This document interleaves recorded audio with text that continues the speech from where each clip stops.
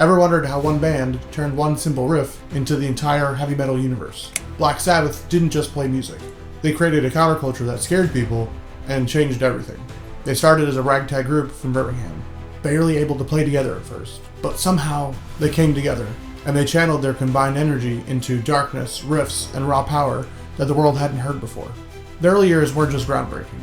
They rewrote the rules and paved the way for every metal band to come after them. In this video, I'm deep diving into those first 5 years of Sabbath, how their sound took shape, the stories behind the iconic riffs, and why, even after decades, their influence is still crushing the scene. Plus, I'm sharing what their music has meant to me over all these years. From blasting Black Sabbath on an iPod speaker to watching their final performance, Black Sabbath has defined the metal scene. Before we get into the video, I just want to take a quick second to acknowledge the passing of Ozzy Osbourne. It literally happened today as I'm filming this. I've been working on the script for about 4 or 5 days now because I'd been so inspired by their final performance, and I felt like it was only right to acknowledge his passing and show some gratitude for what he's done. Honestly, this whole genre wouldn't exist without him, whether he was the voice of Sabbath or headlining his own shows with his own band. Rest in peace, Ozzy, and thank you for everything.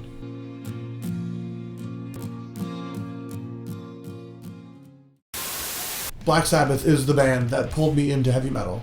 It all began years ago as teenagers. Me and my best friend were playing Halo 3 and he got a Black Sabbath Best Of CD. We put it on his iPod, and while we were playing the game, we would blast their music through an iPod speaker. I didn't know it then, but I'm realizing it now, just how much it shaped my love for metal music. That first time I heard the Devil's Tritone in the song Black Sabbath really was a touchstone moment for me. Having just watched their Back to the Beginning concert, it really hit hard. Not just the performances, but it was a full circle moment for me. This was back to the beginning for Black Sabbath, and really back to the beginning for all of us. This was the band that started the genre that a lot of us love. The first 5 years of Sabbath is easily their most influential, and it's where most of the songs that I know by heart come from. No, I'm not a huge Black Sabbath fan. I'm not going to claim that as one of my favorite bands, mainly because I need to deep dive into music more, but I can say they left a big mark on my musical path. Those early riffs, simple, heavy, unforgettable, opened the door to everything I love about this genre. And after visiting their final chapter, it only felt right to go back to the beginning with them and see where it all started. Real quick, if you're enjoying this deep dive into Black Sabbath and you want to support me, I want you to go check out my Patreon or my YouTube membership. On both, you get early access to videos, behind the scenes content, Q&As, and you'll get discounts on all the guitar tones that I create. I have 2 tiers, one's $1 and one's $4.99. So if you enjoy what I'm doing and you want to support me, please go check those out. I also want to give a big shout out to ToneDeck. They've been with me since day one, and if you want to use the best tone matched album IRs in the game, you should go check them out. They have a lot of great products. Thank you guys for watching this video, and thank you to ToneDeck for supporting me. Let's get back to the video. Black Sabbath started in 1968 in Ashton, Birmingham, when Tony Iommi and Bill Ward linked up with Ozzy Osbourne and Geezer Butler. Tony and Ozzy had actually gone to school together, but Tony didn't really like Ozzy while they were in school. And while Tony and Bill were searching for a vocalist, they ended up at his house, not realizing it. This isn't awkward. They knocked on the door and Ozzy came down, and Tony wanted to back out of it immediately. But Ozzy somehow convinced them that he should be part of this band. Their first band was the Polka Tolk Blues Band, and it included 2 other members, Jimmy Phillips on slide guitar and Alan Clark on saxophone. Their first gig was a mess. Geezer Butler couldn't play at all. Ozzy couldn't stay in key, and the whole thing fell apart. But I guess the 4 core members saw something in that performance. Instead of kicking out the other 2 members, they disbanded that band and quietly reformed under a new name, Earth. At the time, Birmingham didn't have a lot of venues that supported heavier music. The late 60s was very much still in the hippie culture of the day, and so a lot of the places around them were playing pop and soul music. That was until they met their first manager, Jim Simpson, who had opened up his own venue, Henry's Blues House, which was a club above the Crown Pub. Tony and Ozzy were among the first people to sign up for the club, and while they were there, they asked Jim Simpson if their band could open up at his venue. And once that first door opened, they became a regular, playing gigs all the time, and they would eventually become the headliners at the venue. But the name Earth was starting to become really confusing. There was another band at the time in England with that same name, and they figured they needed a name change. And at this time, they noticed across from the rehearsal space, there was a huge line of people to see a horror movie at the theater. And Tony noticed this, and he thought it was really odd that people would pay to be scared. And then he had the brilliant idea of making music that had that same effect. And this became the seed of their new sound. and it also inspired their name, Black Sabbath. Geezer Butler's brother was mentioning this movie to him a lot in the early 60s. The movie was also called Black Sabbath, and it starred Boris Karloff.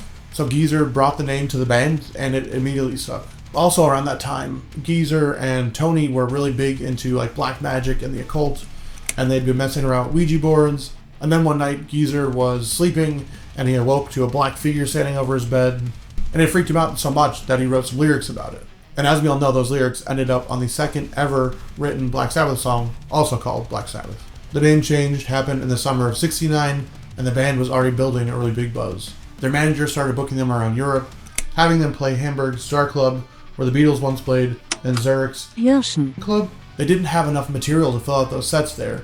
They were playing like 5 45-minute sets a day. So what they would do is they would write songs on stage and just make really big jams to fill out their time for those gigs. And just like with the Beatles, it helped them build a grassroots following. But labels still weren't biting. But that didn't deter them, and their manager somehow secured them some funds to record their first record. It was around £1,000 from publisher David Platts to make a demo, which is about $27,000 in today's money. Each member got £100, and then the rest went to recording their first album. Up until this point, they had no experience recording in a studio. On their way to a show in Switzerland, Jim had them stop by Regent Studios in London to track their entire album.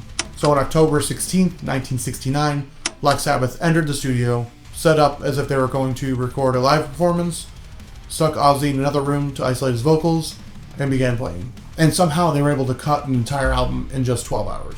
It was engineered by Roger Bain and Tom Lalonde, the only people willing to take a chance on a band that had no recording experience and were totally prepared to just record a live performance. Then October 17th was used for mixing the entire album, and the band was off to play their shows in Europe. They didn't even think twice about it until they got back home and their manager Jim had them sit down and listen to the album. The only thing added after their recording was the thunderous intro that we all know and love, and that really blew them away, especially Ozzy. With this new record in hand, Jim was able to get them onto Vertigo Records, and their debut, also titled Black Sabbath, dropped on February 13th, 1970. It sold 65,000 copies in the first week and hit number 8 on the UK album charts, later climbing to number 23 on the Billboard 200 when it was released in the US. Critics hated it immediately. They called it the worst thing to ever come to counterculture, but the fans loved it a lot. Sabbath was speaking directly to them, and their connection with their fans only got stronger. Just 4 months after the release of their first album, they were asked to enter the studio again to start working on their second one. Around this time, they had moved their rehearsal space to Mono Valley? Now. In Wales to focus and tighten up their material. Their new album was going to be called Warpigs, which itself had started as Walpurgis. But the label wanted something less satanic. They went back to Regent Sound Studios on June 16, 1970 with all their new material. At this point, they had 2 solid years of playing together under their belt, and so they were tighter than ever. Night after night and gig after gig had solidified their musicianship, but they were 1 song short entering the studio. Their producer, Roger Bain, felt they needed a commercial song, and convinced them somehow to write one quickly. And that pressure led to the lead single, Paranoid. It was written in less than 25 minutes, and the solo was tracked the next day. The rest of the album came together in just 2 days, and then they were back on the road again. Paranoid was released on September 18, 1970. Virtually no airplay, no mainstream promotion, but it still hit number 12 on the US Billboard 200, and the single took off and helped them push the album even further.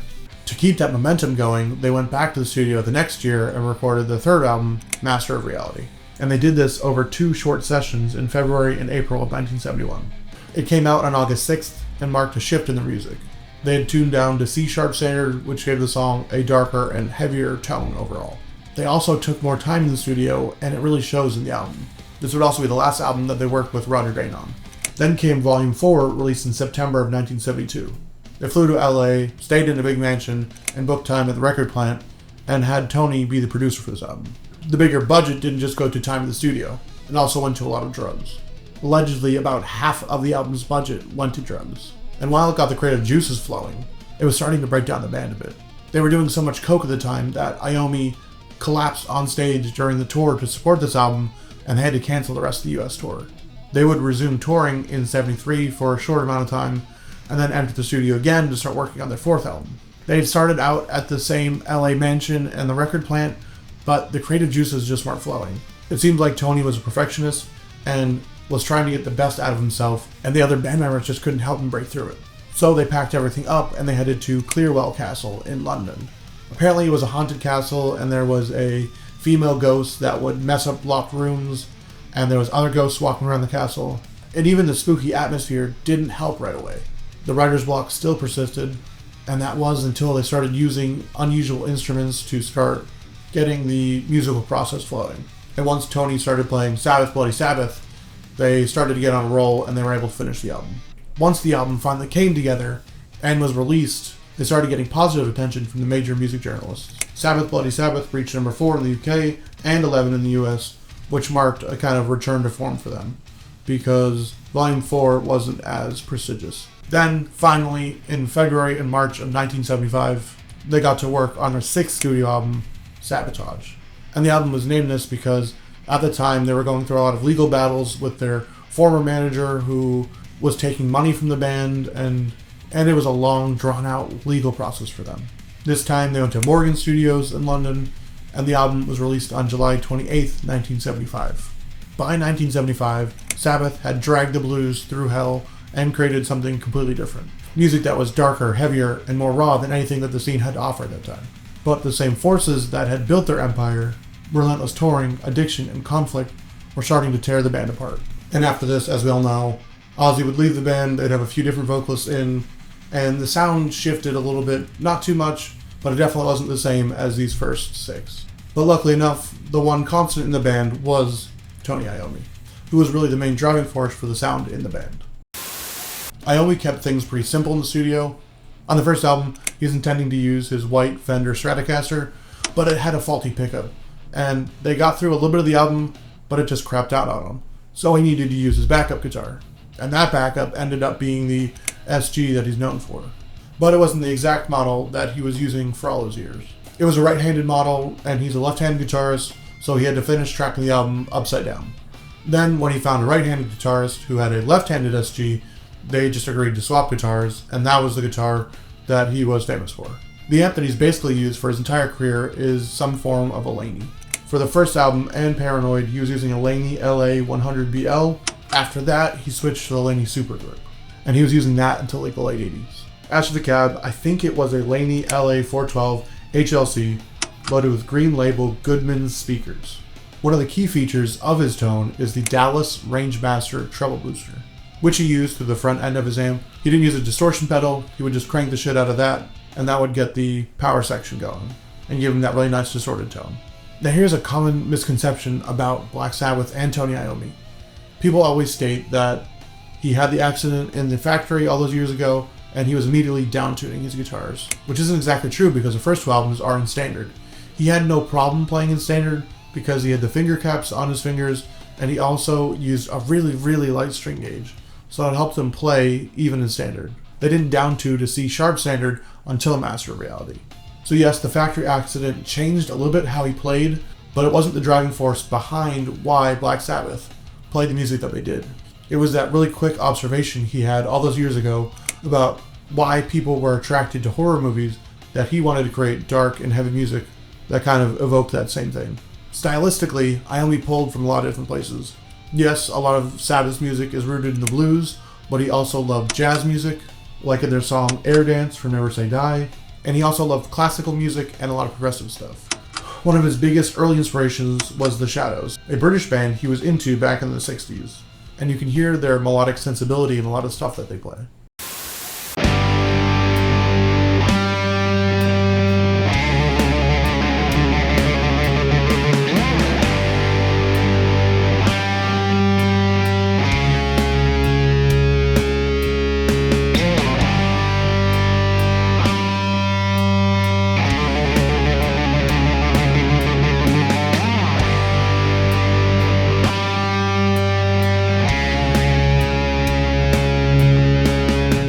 So I had to choose this first riff, Black Sabbath. It's where everything started. I mean, how could you not love the Devil's Triad? I mean, it's influenced so many bands, like Slayer, Cannibal Corpse, Sepultura. The list goes on and on and on. It really set the foundation for what metal music was going to be. I think it's one of their most important riffs. I love how eerie and slow it is, I also love that Geezer and Ozzy's lyrics really match the tone of the guitar work.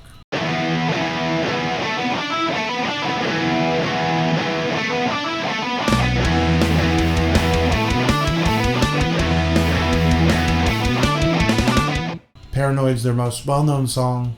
It's quick, raw, and full of energy, and I think it brings a really nice balance to the album. It's got a really proto-thrash thing going on here, and it's no wonder why that Megadeth decided to cover this song from Black Sabbath. And the fact that they knocked this song out in 25 minutes, I think, is really impressive.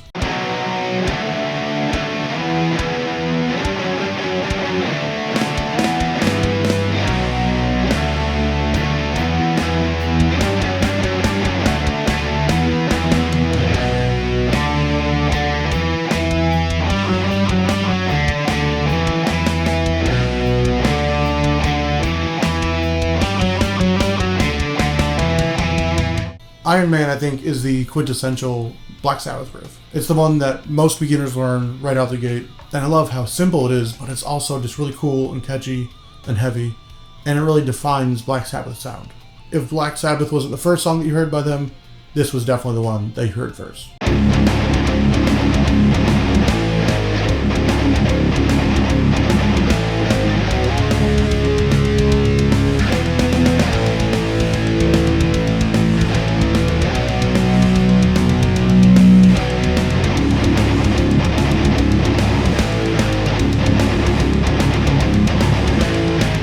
Children of the Grave, just like Paranoid, has a really fun energy about it. It's like a mid-tempo kind of groove. It's got some cool chugging in it, and again, it has that kind of proto-thrash feel to it.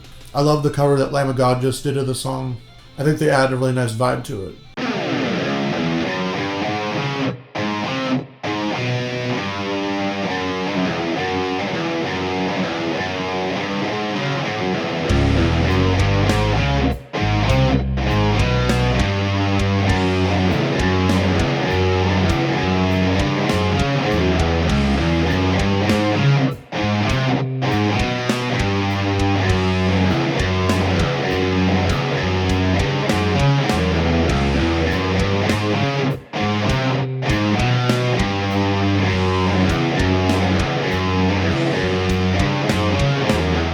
Into the Void is kind of the quintessential like doom riff for me back in the day.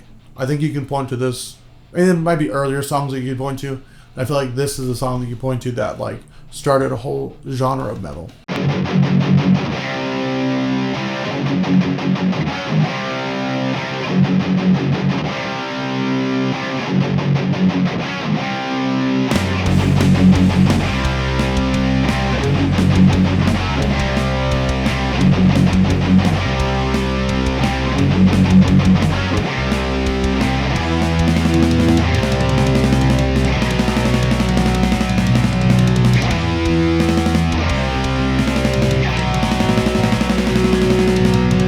Symptom of the Universe is definitely tied for my favorite Black Sabbath song with War Pigs.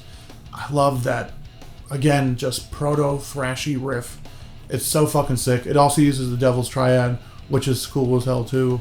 It also has like a raw energy to it that's almost like punk-like. It's a lot of downpicking. I mean, how could you not love this fucking song? It's dark as hell, and I love that there's a lot of different stylistic changes in the song. It starts like a really dark song, but then it ends in like a completely different place. There's no question that Black Sabbath are the godfathers of metal. Sure, there's a lot of bands that could be in their spot. I know a lot of people love to point to Led Zeppelin or Deep Purple as the progenitors of metal. And yes, they were heavy, but they were more blues inspired. They weren't as dark and as, satanic as Black Sabbath. I mean, how could you beat that opening track on their first album? It starts with the bell tolling and the thunder, and then you have the Devil's Triad straight away. It sounds eerie and creepy, and it's about a black figure standing over you. Man, is it like just the perfect place to start a whole genre. I know we only talked about the first 6 in this video, but they released 13 albums after that, and that just goes to show how prolific musicians they are. I think it's wild that they had 5 vocalists in the band, including Ozzy. None of these later albums reached the same commercial heights that the first 6 did. But that doesn't mean there's not a lot of good stuff worth digging into. I know that I personally need to. I mean, Ronnie James Dio is a prolific vocalist. I think his era is probably really good. Honestly, I didn't realize how many albums they had. And as a fan of the band who's still exploring their musical catalog, it's feeling like a real journey. Overall, they've sold 75 million albums worldwide. And to put that into some perspective, that puts them at least in the top 10 of album sales for all metal bands. But for me, the biggest proof of their impact was that Back to the Beginning concert. There were so many bands there that put their egos aside and were opening bands because of how much Black Sabbath meant to them. And there's video after video after video of just people thanking Black Sabbath for the music. Bands like Metallica don't usually open up for other bands. But when it comes to Sabbath, they take off their crown and hand it over. Even watching it online felt like a once-in-a-lifetime moment. And clearly, it was with the passing of Ozzy today.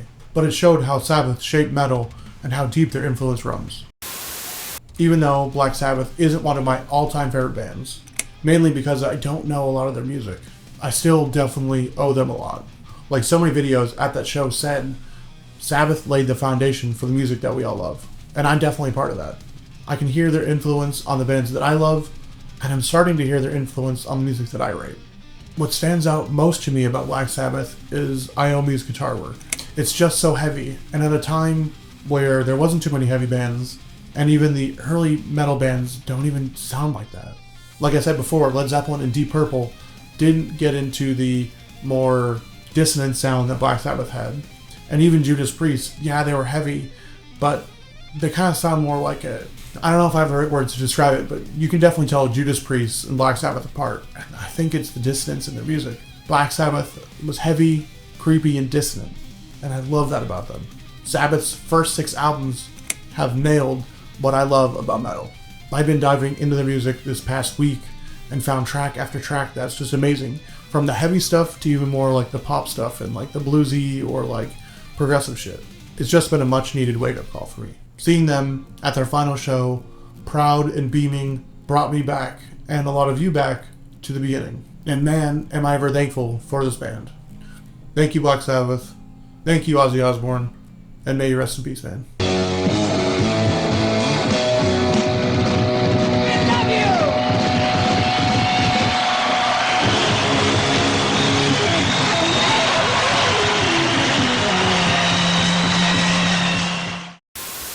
So, if you made it this far, thank you for watching. It really means a lot to me. If you could, please do subscribe. I'm trying to hit 3,000 subscribers by the end of the year. Also, if you enjoyed this video, I want you to check out this one right here. I recently did a video on Metallica's Leper Messiah. I wrote down the history behind the song, looked at the guitar parts, did a cover, and gave some of my final thoughts on the song. So if you enjoyed this one, I think you'll enjoy that one. Again, thank you for watching. Stay metal. I'll see you in the next one. Peace.